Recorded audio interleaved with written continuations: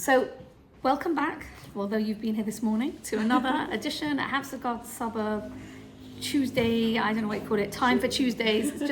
It's just amazing. All of you are coming, keep encouraging each other, and the shul are amazing. And we wish her a full shlema to Lisa's mum. I'd like to dedicate today's learning in memory of my mum who passed away around Shavuos, and her name's Esther Bas Harav Meir, and my mother-in-law, her name's Broria Bras Shlomo. She passed away about 4 years ago, but they were both the epitome of somebody who was selfless. They were selfless as opposed to selfish.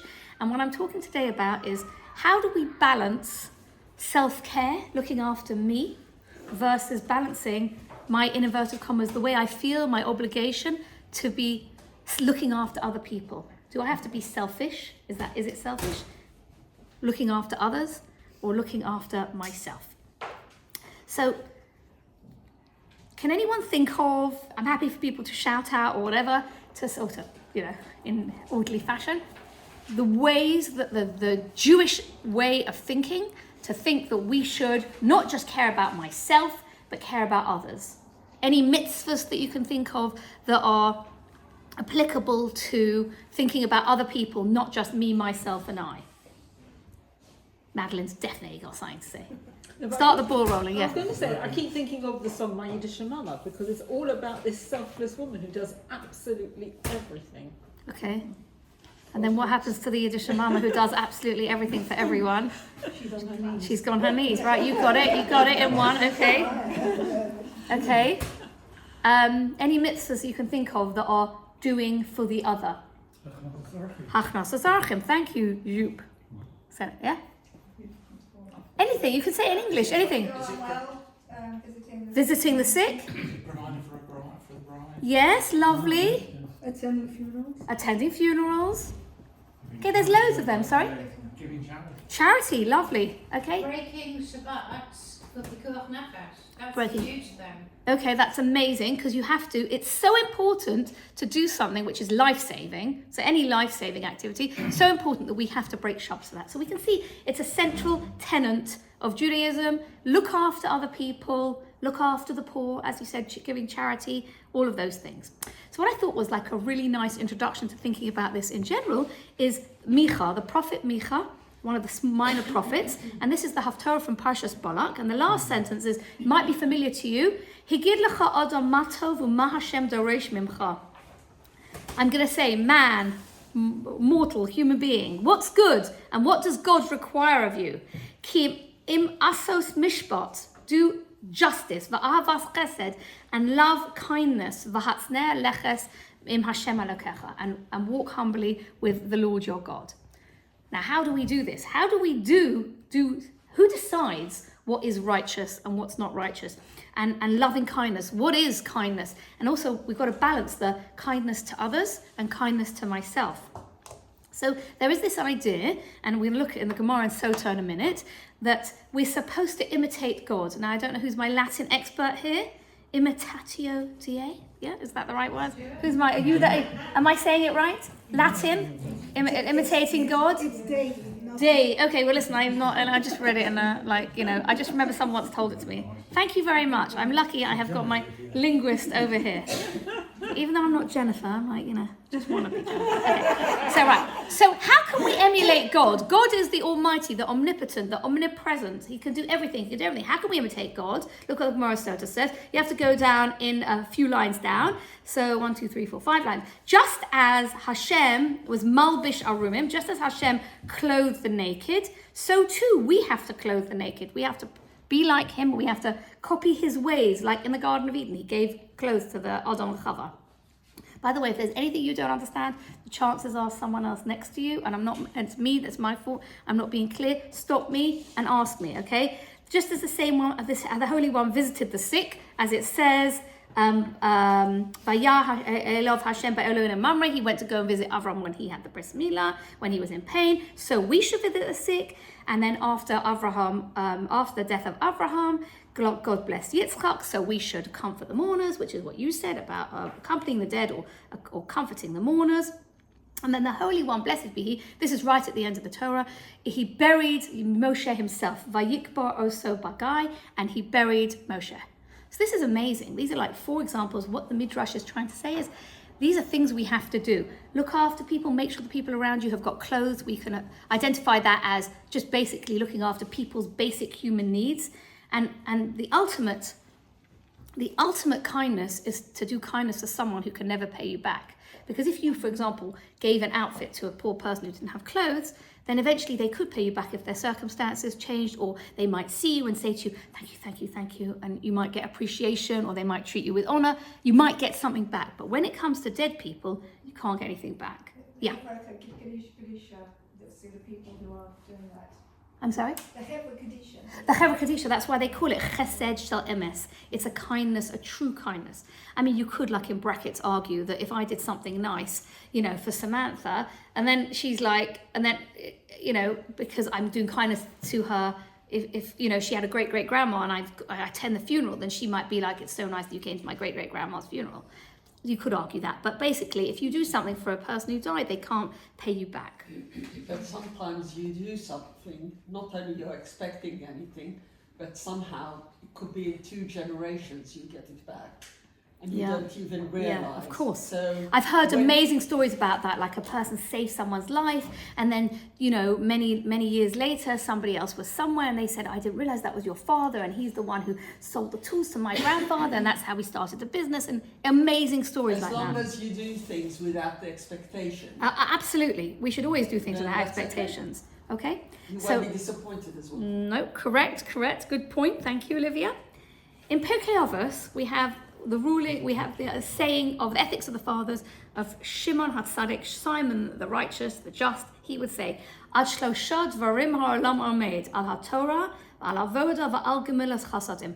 The 3 central pillars of Judaism, the whole world rests on: Torah, biggie; avoda, which means temple service or prayer; and gemilas chasadim, kindness to others. So these are all like, be good, be like God, be good, amazing. And if people are familiar with the morning prayers, and we say in Birchas HaShachar, Elu dvarim she'en lahem shiur, what are things that have no measure?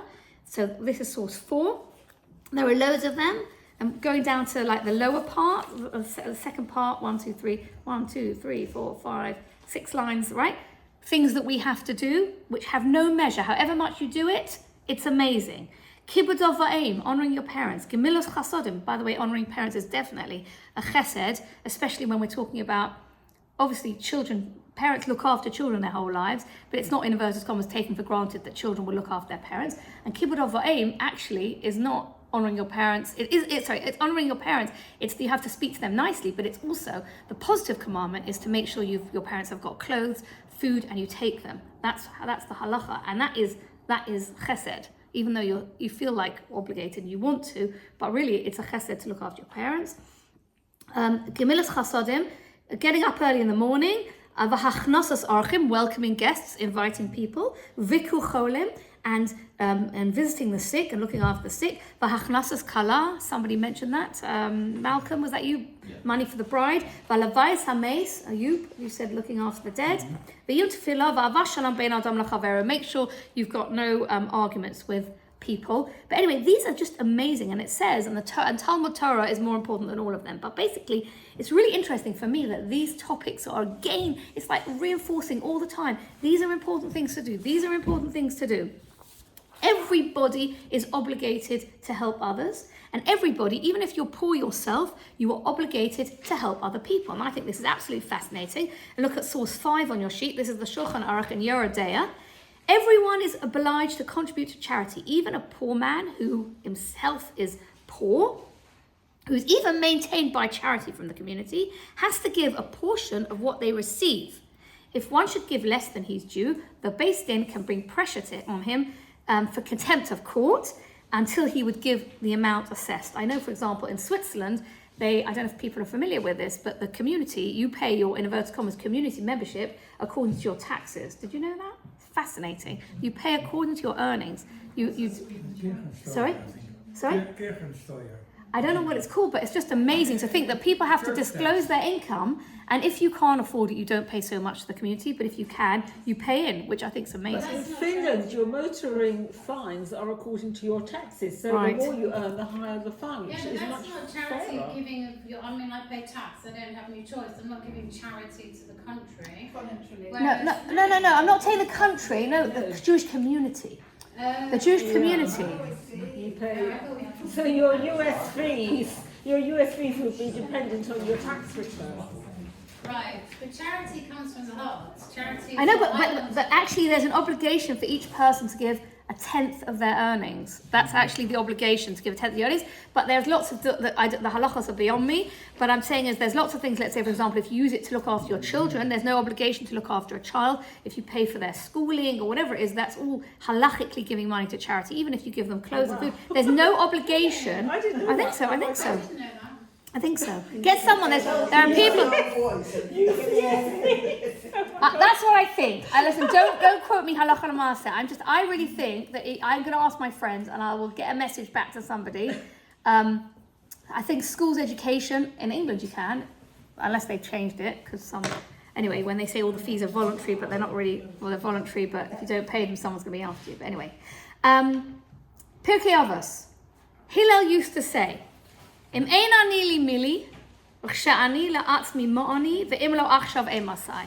If I'm not for myself, who's going to be for me? And if I'm only for myself, what sort of a person am I? If I'm only going to be like in my ivory tower, I make sure I've got what I need, I've got enough money, I've got enough food, I just close my doors, I couldn't care less about anyone else. And if not now, when? Which is another whole topic for another time. Just like that idea, that constant balance between if I'm only for myself, what sort of a person am I? But if, who's going to be there for me? That's the balance of life. So we have this idea in Vayikra, Parshas Kedoshim, Va'ahavta l'recha kamocha, and we say that that's the Zeklal Godol B'Torah. It's the most important thing in the Torah. It's like a most important principle in the Torah. And sometimes even perhaps Hillel said, "I'll teach the Torah on 1 foot. Just don't do to someone else what you don't want to be done to yourself." So then what happens? Here's the scenario. I am on a desert island with Madeline, and we have got 1 can of Coke. Well, really, probably we both wouldn't want Coke on a desert island, but let's just say we had that lovely jug of water, and it's going to take us 10 miles to get back to our campsite. And there's only 1 jug of water, and it's mine because I've been carrying it, and Madeline's drunk all hers. And we haven't got any left, and there's only the one that's mine left. Do I have to share it with her? Because if I don't have that whole amount of water, I'm going to die. Or, sorry, Madeline, to put you in the frame here. I know the answer to the question. Okay, so she knows the answer to the question. Okay, so if it's my jug of water and there's only 1 left, and if we split it, we'll both die because there isn't going to be enough. But if I drink it myself, I'll survive. Do I have an obligation to share it with her or not? Well, the fact that she's finished her water sustain her to get back to the camp. I don't know. That's not really written there. I just put that in little brackets. The answer is no. The answer is no. Basically, care about yourself when it comes to life. Look at source 8, sorry. Okay, it says, V'chai achicha imach. I'm sorry, there's some little vowels mistakes because I did some of the vowels using like a If you were ChatGPT. with your child, you would just give it to your child and say you want the child to survive. They're like I your mean, Madam that's- Butterfly or Miss Saigon sort of, I would do anything to help my child, of course. But halachically speaking, if there's 1 container of water and it's yours, you get it and you don't have an obligation. There are different versions of it, but look at the last bit. It says, Rabbi Akiva says, the pasuk, V'chai achichach imach, means chayecha kodmim lechaye chavrecha. Your life comes first. Well, that doesn't really tally with the do everything for everyone else. Put your mask on in the plane before you put your child's mask on. Thank you very much, Source 9, Madeline. Oh, was that it? Should the cabin lose pressure, oxygen masks will drop from the overhead area. Please place your mask over your own mouth and nose before assisting others. But what happens in a situation of war like we've seen in Israel where hostages have been rescued because those soldiers are putting their life at risk in order to save hostages? Can I just say that is a huge moral question, and a lot of people, like I've seen letters that people have written, I don't know if they're true, but they've written in papers, they've written things like, a soldier's written, were I to ever be captured, whatever you do, do not send in other soldiers after me, because if my life's at risk, my life is not more valuable. So moving, where people have written things like that. I mean, so moving what people, it's so moving. The people have written things like that. And I, of course, who's to say that I should go in? But then, for example, I know it's crazy, but if you think about Entebbe, they did it. And okay, Yoni Netanyahu, unfortunately, didn't, but the rest of the people were saved. So you don't know. And the question is, it's a very, very big halachic question. And that's definitely beyond my remit. I mean, someone like the rabbi of the army, like Rabbi Yosef Rimon, he would have to be the person to call it. And there's so much pressure for the hostages. For example, like if I go in and I save the hostages, well, I might save them, but I might lose my own life. Because there was a good person that died, wasn't he? Loads. Yeah. Loads of people died, and you know, it's just really But then awful. when you're taking or making that decision, normally you're going by your emotions and not thinking, what will the rabbi say? But if I was the mother of the soldier, they were saying they wanted to save my son's life because maybe the soldier was going to go in, I'd be begging them to go in. But if I was the mother of the boy who was going to be the soldier going to save the other guy, I'd be like, why are you sending my son into danger to save the life of one other person you may or may not, and my child's life's in danger? It's very hard to decide. I know, but for the Israeli army to make that decision, it's not such an easy decision to make, to say whose life is more precious. But here we're learning that you So put to go off on a slight tangent, I don't know if you remember with Charlie Hebdo what happened with that whole thing, and Netanyahu went to France, and then they had a service that Sunday night at the main synagogue, and the former president, what was the name of the socialist president, refused to stay while Netanyahu made a speech. And I got very angry. Why? Because it was an Air France plane that got hijacked. It was France's responsibility to save, and it was Netanyahu's brother who died doing what France should have done. And for the president of France not to snub stay him, yeah. and to snub him when he lost his... What was the name of the president, the Hollande? Francois Right. Hollande. Can I just say that obviously the soldiers know that they're putting themselves at risk, that's what their job is about. To the extent that I read somewhere or heard somewhere that they actually have written a divorce declaration in case... Of course, yeah. In case Their they wives, they get left captured. behind. Yeah. So their wives- I know, but I'm not talking about what a soldier's obligation is. There were soldiers who refused to go to the army because they didn't agree with what the government stance was. But I'm talking about as the leaders of the community, the rabbis, the parliamentarians, who decides? Do we say we send in 10 troops to go after one, to save one person's life?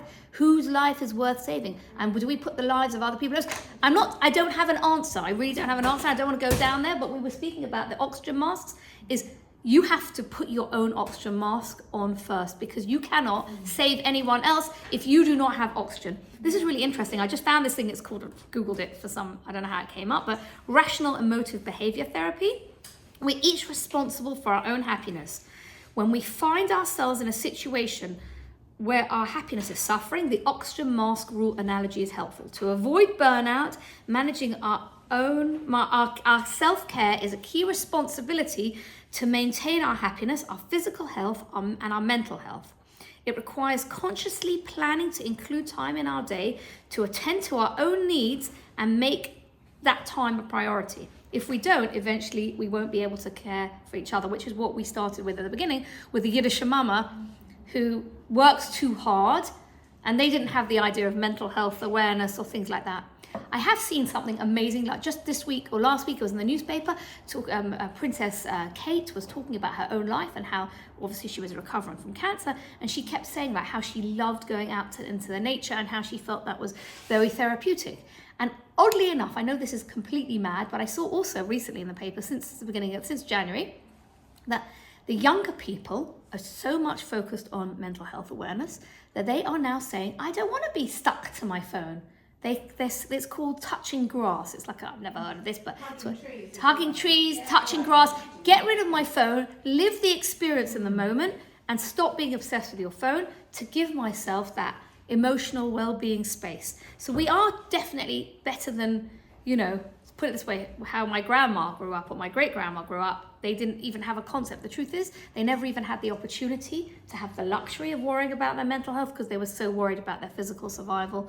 I can only talk about my grandparents and my great-grandparents. They lived, we're living in even though we've got anti-Semitism, it's a much easier time than what it was like for my grandparents, my great-grandparents in Eastern Europe. So oxygen mask rule is really important. And what the really weird thing is, and the article carries on, it's not on your sheet, he says, sometimes you don't realize that you need to put your oxygen mask on. And your neighbor has to tap you on the shoulder and say, you are doing too much. Sometimes you need to be there to tell your neighbor, take it easy, don't do that, can I take something off your plate, this is too much. Sometimes we don't notice that we need to put the oxygen mask on. That's just a little side point. And my kids, they all did these like mental health awareness courses when they're in university, and they keep saying this phrase, you can't pour from an empty cup, right? If you are not full up yourself or full enough to be able to give to someone else, when the cup's empty, you don't have anything to give. So you have to make sure that you are replenished and that you feel good enough about yourself to have what I call excess capacity to help someone else. I really like helping people, but I also have to care about myself. Now, right now, at the moment, my father's 93, he should be well, but my mum passed away 6 months ago, and everything is a little bit too much for me because my mum used to look after my dad, and I can only say yes to some things, which is why I told you I definitely haven't come for a long time, because and someone says to me, oh, can you just invite this person? And I don't want to invite that person because if my dad has to go into hospital, then I'm going to have to dump that person, and I don't want to do that. So I just don't want to have any extra commitments, and I just say that. And it's very hard for me to say that because I really want to help people, and I think if I'm eating anyway, what's the difference? If a few more people are sitting at the table with me, it's nice for me.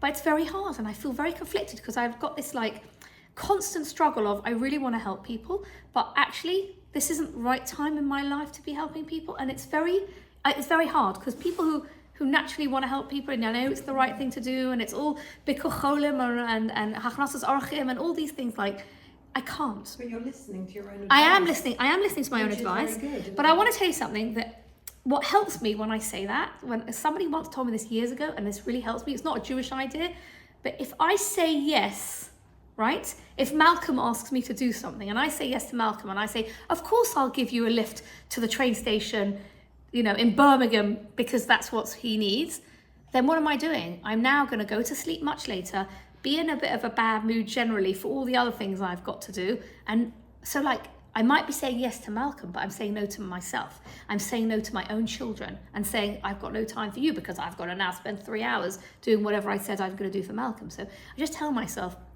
you can say, you're saying yes to Malcolm, but you're saying no to yourself or to your children. So just always be aware when you've got a decision of, for me, it's more about, will I babysit my grandchildren? But I'm saying is that I can only do what I can do. And sometimes I can't. And I have to say I can't. And saying, yes, I'm going to do that makes me say no to something else. Whether it's my own mental health or my own, when I'm going to be in a bad mood for something else, or sleep deprivation that I won't be able to, whatever it is that I've got to do. So just remember, saying yes isn't always saying yes. No. You're saying no to something else. Yes. Right, so that helps me personally. So just remember, when you're saying yes to me, you're saying no but to the yourself. people, especially in the Frum community, why would people impose that chava, but you're going to eat anyway, knowing you have this thing with No your one's dad? first of all, no one's doing that to me, and I don't feel bad. I'm just saying, in general,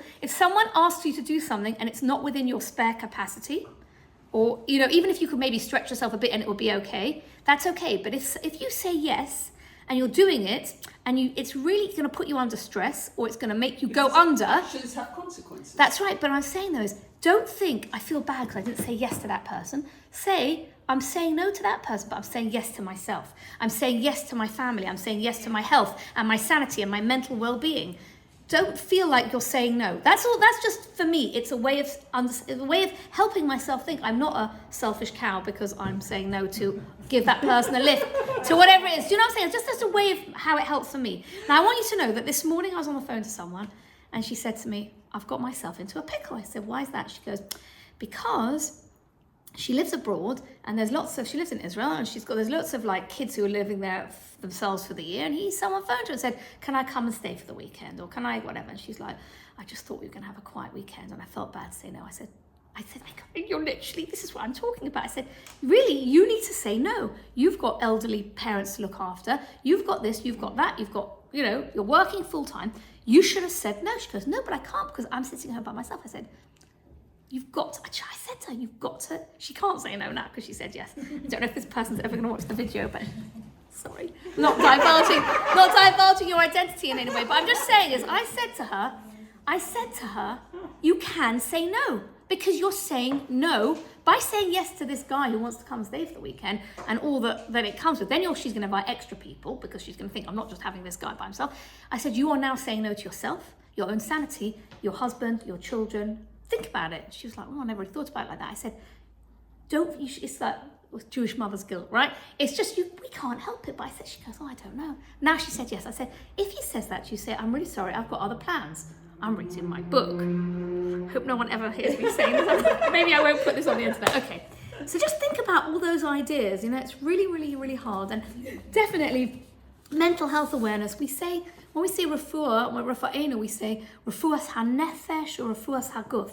So it's the soul and the body. You've got to measure these two things. And I think I don't know if whether you're commemorating this at all this weekend, but Jamie, the mental health awareness, have this weekend, always Parshas Bo, they do mental health awareness Shabbos, and it's just so moving to me is that it's this weekend because we talk about the plagues, and specifically the plague of darkness. And I didn't put this on the sheet because I only thought about it yesterday, but I put it on my sheet. So this week when we talk about the plague of darkness, it says, Moshe held his arm out to the sky, and darkness descended on Egypt. Lo ro'u ish es achiv velo komu ish mitachtov shloshes yomim. People couldn't see each other. It was like a physical darkness, and so perhaps some of the commentaries say it was like thick emotional darkness that people, someone can't get out of bed because they just can't get themselves together. And I think this is why they always choose Parshas Bo, because it's like someone is so stuck where they are. They couldn't move because of the physical thickness of the darkness that they were in. And if anybody's ever seen that video, the black dog. I was going to say after the 7th of October, 2.5 years ago. Sure. I mean, yeah. I don't know about the others here, but for at least a month, I was like low functioning. In this really bad place. Can I just say? Yes, of course. There are 60 million people living in this country. No, they're not that many Jews. But all we talk about on the television, and I was a social worker for a very long time, is mental health. Where are the rest of the healthy people? We never talk about them. Why not? About the healthy people? Yeah. Well, maybe those people try and be aware of themselves. I want to say that mental health awareness affects everybody, even people who are emotionally, mentally healthy, that it's still, you have to have an awareness of it. And I also think that everybody is, but I think every single person could have a potential tendency, especially if they don't look after themselves, if they're not after self-care, to fall down the abyss that is mental health. Yes, but not the percentage bad. that we talk about to the 60 million in the country. Are you saying that there's much more people with mental health issues? No, I'm saying there's much healthier people who think healthily and know that. Okay, well then that's great. That's But fantastic. we don't ever talk about it.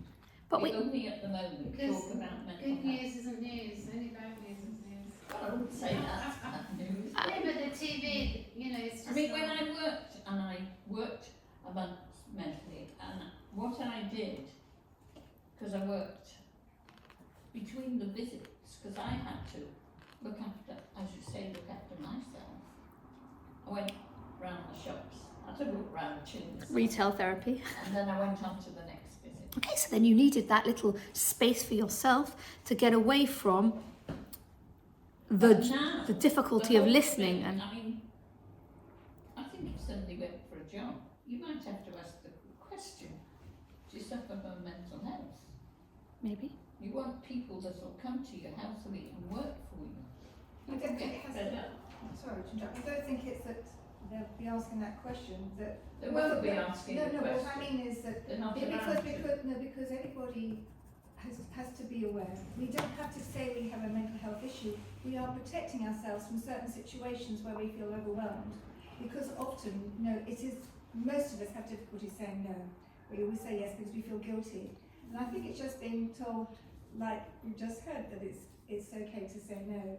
But there are a lot of people who are helping these people who are suffering mental health, who are well, or maybe were in a dark place but are now in a position to be able to help others. Not percentage-wise to 60 million people. Not that it's always the percentages.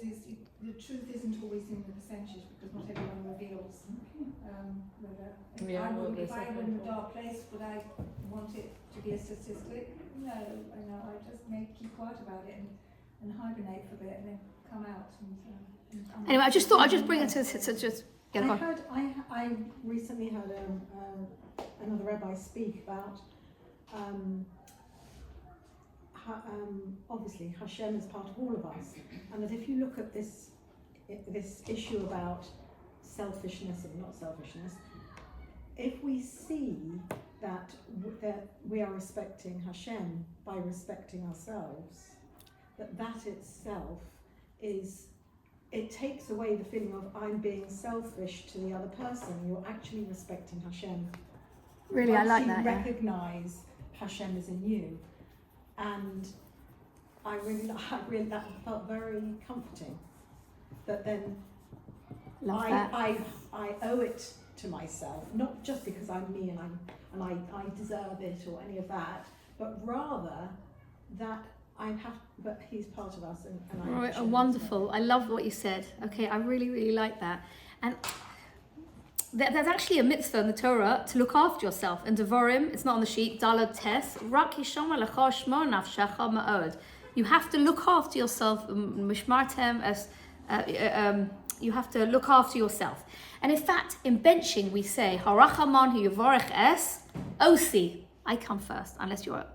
If you're a guest at someone else's table, you say Osi, first me, es Oviv imi, if you've got parents, es Bali, if you've got a husband, it's Osi comes first. Oxygen mask rule comes first. Now I'm going to talk to you about different things. Sorry, what does Osi stand Me, Osi. How many brachas Osi? Me, Oti, sorry. I say Oti. Sorry, sorry about my pronunciation. I'm sorry. But Olivia, the same way you didn't know, the same way other people didn't understand. So I apologise for that. Hashem should bless me. When we say in benching, on the harachamans, they all go quiet. It's what people are saying is me, my husband, my heart, my father, my mother. If you want to say whatever that, but me. I come first. Not because I'm Mrs. Selfish, but because you have to put your own life jacket on first. You've got to put your own oxygen mask on first. Well, if you don't put yourself first, even some of the time, there won't be anything left of you. That's right. That's what I said. Absolutely not. Okay. Now we're going to talk about how your things come first. This is back to because we started off with talking about all the things we're supposed to do. We're supposed to help the brides and the poor and and Bikkur Cholim. But now I'm going to talk about how I come first. There's a Mishnah, Baba Metzia, source 11. If you lose, one second. If I've lost something, I don't like the way that's translated, I have to do a bit of changing that. If I've lost something and my dad lost something, I have to go look for my thing first. If my teacher's lost something and I've lost something, I look for my thing first. Your things take precedence, which I just think is absolutely amazing. So there is a little bit at the end, is if you're too selfish and you're like obsessed with yourself, then eventually you will have to have. Doesn't the value of the item come into contact? It doesn't seem. Maybe it's the same. I don't know. I suppose. Listen, what it means is that it means yes, of course. If you want to go and help someone else, you can, but don't feel guilty about caring about. If you both can't find your coat after a bar mitzvah, unless your dad's got a coat from, I don't know, Dolce & Gabbana, and yours is from Primark or whatever. Anyway, that's what the Gemara says, that basically you have to, even if you've got parents, your own things come first, which is just amazing. And then there's this idea that we have to all give 10% of our money to charity. And that comes from the Torah. But the Gemara tells us in Kesubos that you should never give more than what's source 12. Don't give more than a fifth. So don't give more than 20% of your money.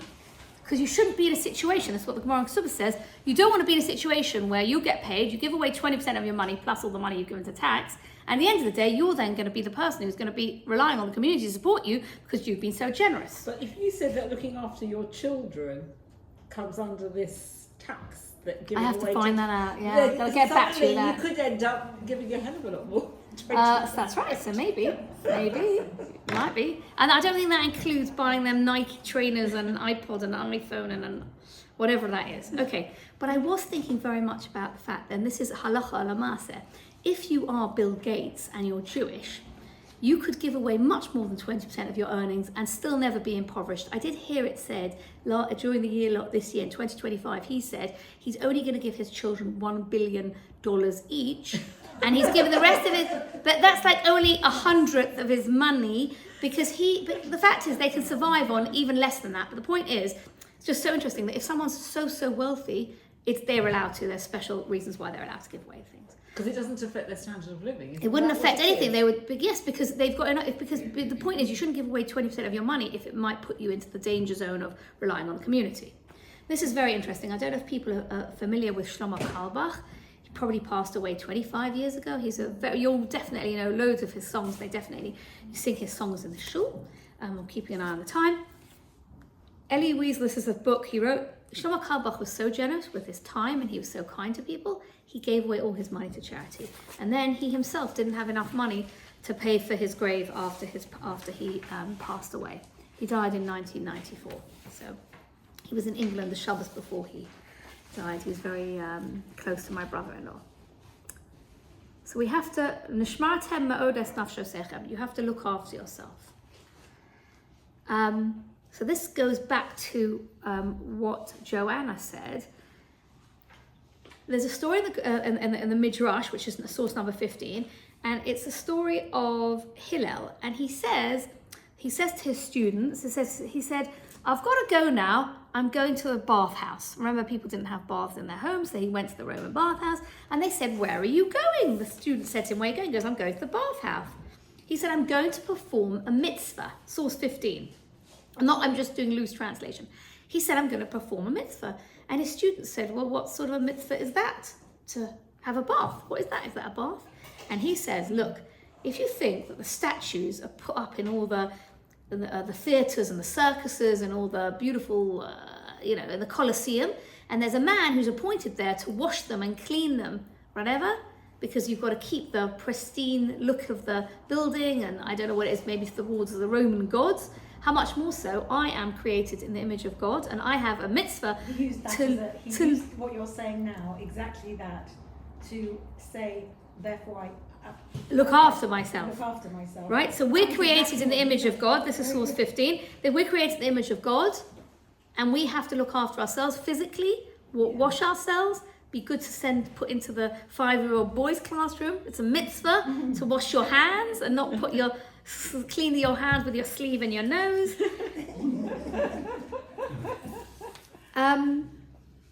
So how do we achieve this balance? I don't have an answer for you for what you've got to do in your own life.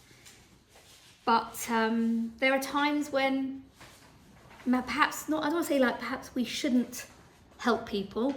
First of all, we shouldn't help people because if it affects us and we're drowning or we're not able to cope and we think that extra thing is going to push us over the edge.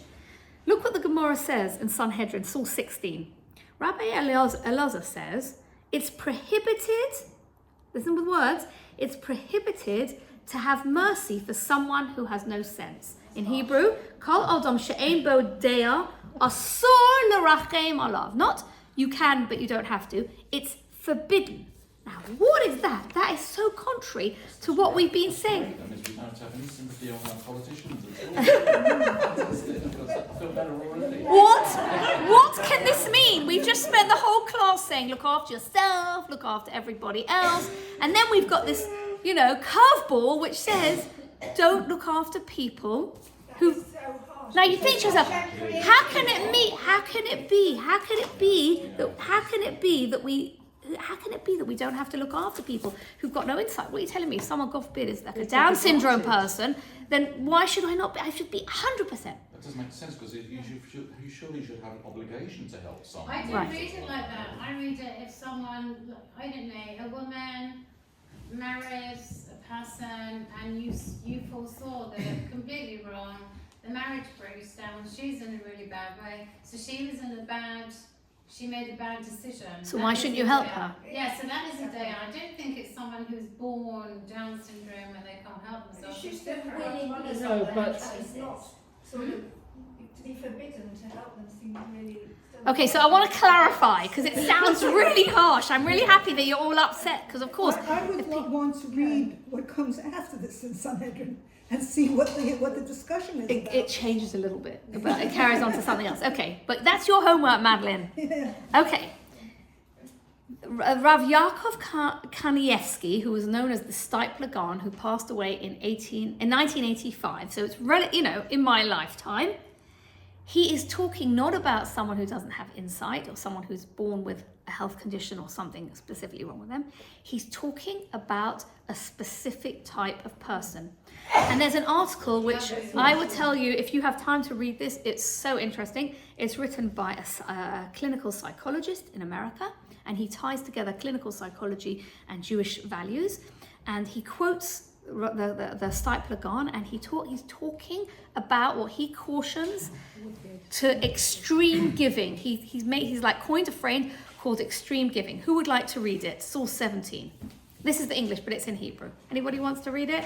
This is what the Stipler says about giving too much to certain people. Source 17. Shakespeare. Stuart. Not in Shakespeare's style. We are required to show mercy, even to animals. So we should certainly be required to do so for a person with limited intelligence.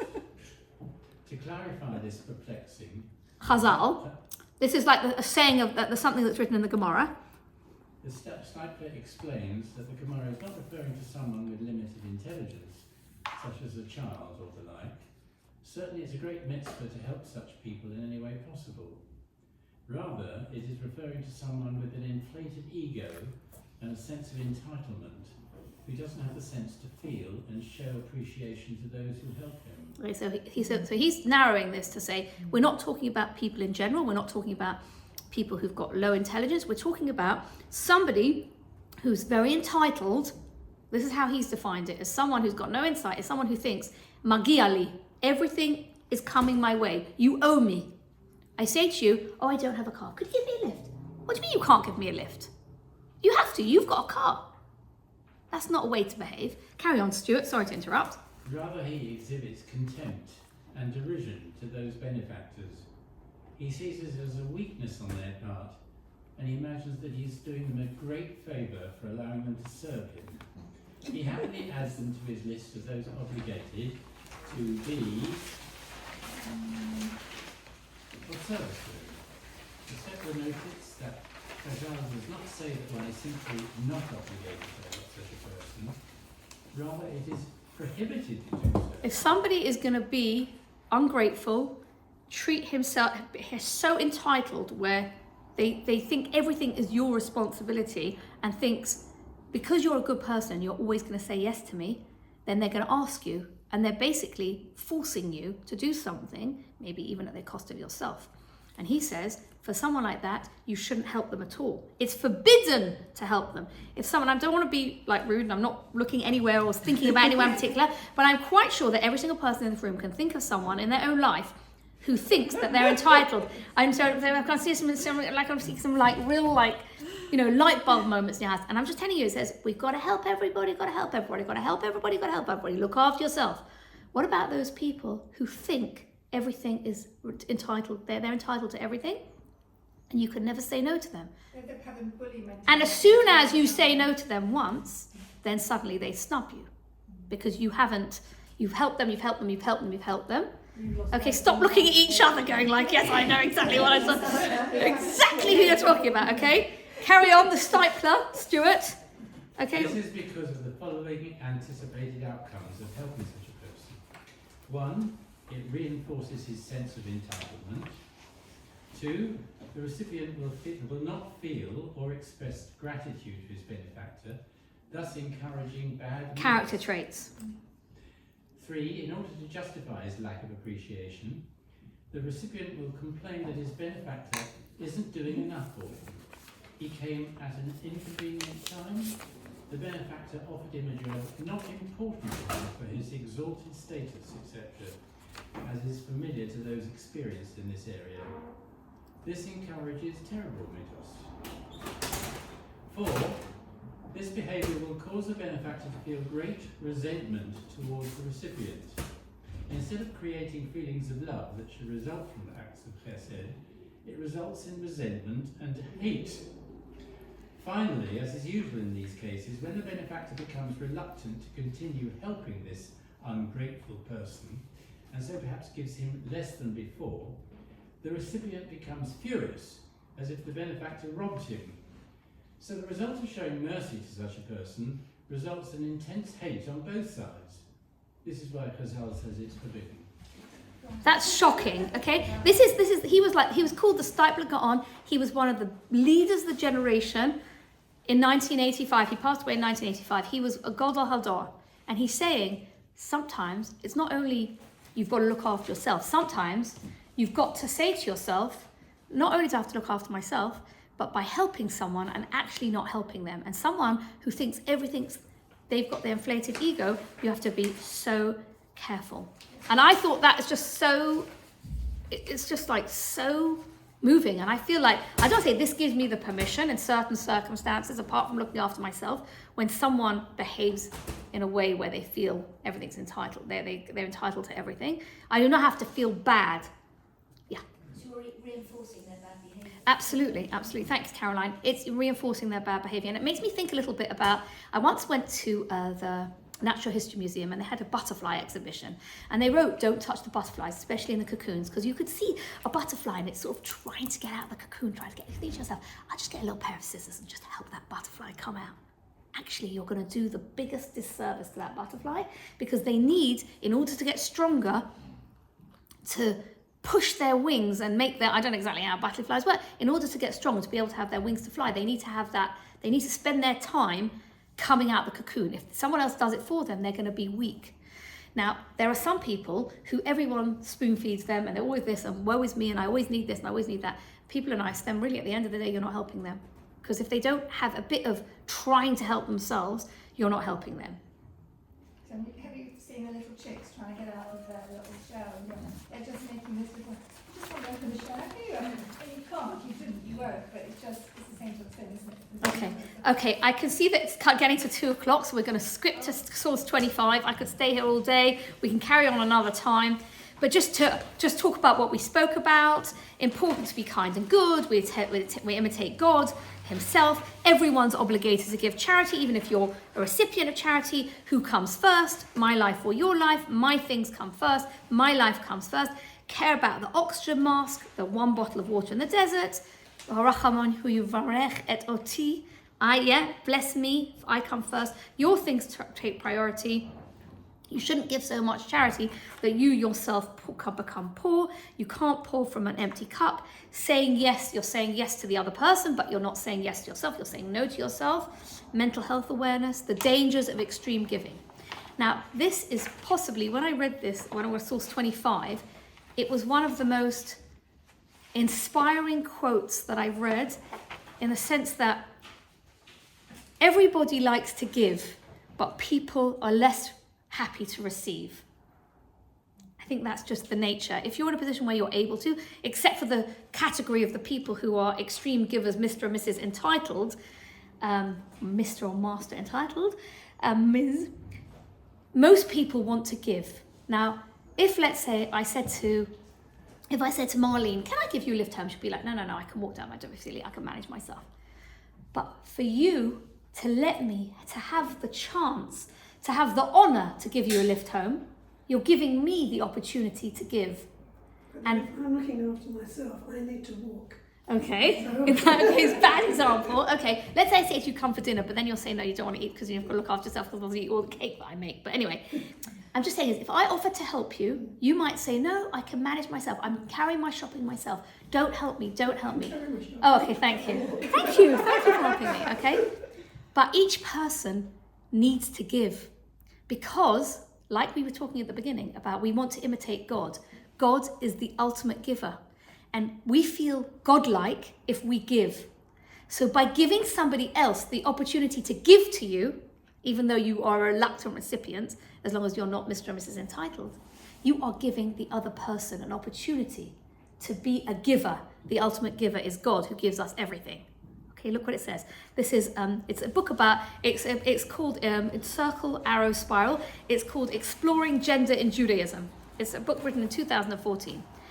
When I bestow, I impact, change, and mold reality. I too am a creator. We are a Tselem Elokim. We are created in the image of God, a chip of God, chip off the old block. In our burning desire to create, bestow, and give, we are like God. We love to pour out our talents and our abilities. We love to express ourselves. We love to feel full of largesse, independent and capable. When we give, we feel alive, as if our real essence is expressing itself, because we are like God. God is the ultimate giver. If this is true of others, then it is true of ourselves. So if this is true of ourselves, then it is true of others. The same way I want to give, you want to give. The only way you can give is if I allow you to give me and I allow myself to receive. It follows then that the greatest gift one can give another person is to allow him, I would write or her, but I just copied her words, to experience that godlike feeling of being the bestower. By allowing someone to give, you are, on the deepest level, giving him a chance to express his inner essence, his Tselem Elokim. And I think that's so powerful, because I know loads of people, they're like always doing for everyone else. And if you say to them, can I give you a lift, or can I make dinner for you? They'll be like, no, you don't need to make dinner for me now. But you know what? If you never let someone give to you, it's like the permission to receive, okay? Permission to receive. If you never let people do you a favor, you're not giving them the opportunity. So in a way, by saying, yes, you can help me, when I say that to you, I say, you can help me, give a lift, cook me dinner, whatever it is, carry my bags, you are giving me the opportunity. You are giving me the opportunity to give. And that is the ultimate giving, to make the other person feel like they can create. Thank you all for listening and for contributing. Good luck with making decisions about what you should or shouldn't do. I don't have any advice. Thank you.